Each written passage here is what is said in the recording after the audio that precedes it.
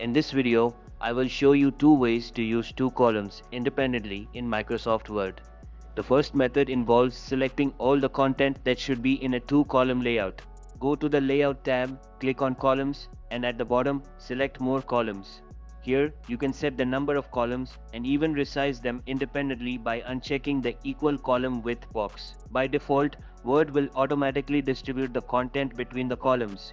If you want to shift all the content from a specific paragraph onwards to the second column, click in front of the paragraph, go to the Layout tab, click on Breaks and select Column.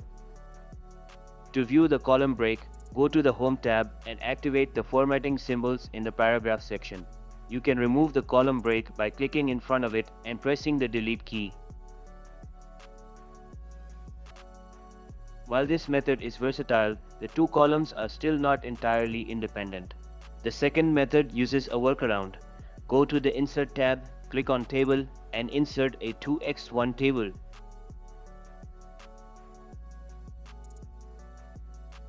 Paste your content into each column of the table.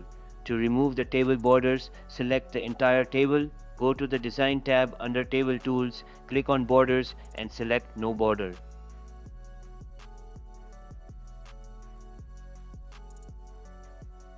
If you found this video helpful, give it a like.